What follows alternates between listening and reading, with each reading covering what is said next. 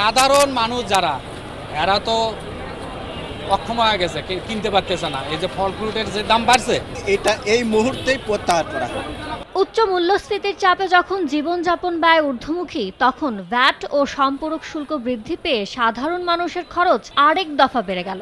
এভাবেই নিজেদের প্রতিক্রিয়া তুলে ধরেন তারা। ভ্যাট ট্যাক্সটা যদি একটু সহনীয় পর্যায়ে থাকে তাহলে সাধারণ মানুষ হঠাৎ ভ্যাট বাড়ছে, তো সুতরাং আমার বেতন তো বাড়ে না। একটা অ্যান্টিবায়োটিকে 10 টাকা বাড়লে একটা রোগীর আপনার দেখে হলো 14 দিন ডাক্তার বা 7 দিন লাগে, 7 দিনে 14টা 140 টাকা করে বাড়ায় ফেলেছে। ভ্যাট বাড়ালে যদি সাথে সাথে ওষুধের দাম বেড়ে যেতে হয়, বাড়িয়ে নিতে হয়, তাহলে আমরা যাবো কোথায়?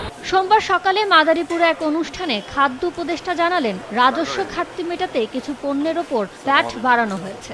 সরকার তার তো রাজস্ব লাগে, তো সুতরাং সরকার তার রাজস্ব লাগে, ধরেন খাদ্য এই যে দেয়া হচ্ছে এইভাবে আপনার এত প্রচুর ভর্তুকি লাগে, এটাগুলি কোথাও না কোথাও থেকে আনতে হয় আপনার। সুতরাং এখানে কিছু ক্ষেত্রে এটা করা হয়েছে এবং আমার মনে হয় না যে এতে করতে যে বড় রকমের অসুবিধা হবে বলে মনে হচ্ছে না। কর বাড়লে খরচের ভার সাধারণ জনগণকে বহন করতে হয় বলে মনে করেন ব্যবসায়ীরা। ব্যবসায়ীদের উপরেও একটা অ্যাডভার্স ইম্প্যাক্ট ফেলবে এবং আলটিমেটলি আপামর জনগণ এবং কাস্টমারের উপরেই কিন্তু পুরোটা বিজনেসম্যানরা ঠেলে দিবে।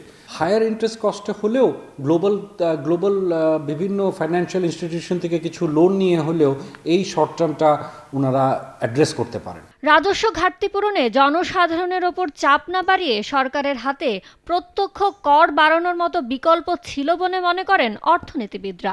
প্রত্যক্ষ করের দিকেই নজর দিতে হবে আমাদের, সেটা কর্পোরেট কর হোক, ব্যক্তি কর হোক, এবং সেটা যদি করা যায় এবং আগামী বাজেটে একটা সুযোগ আছে এইসব যেগুলো শুল্ক আরোপ করা হয়েছে সেটা আবার একটু পুনর্বীক্ষণের।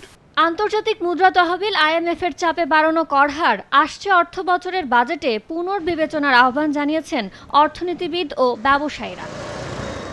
ইয়ানুর শিফাত, সময় সংবাদ, ঢাকা।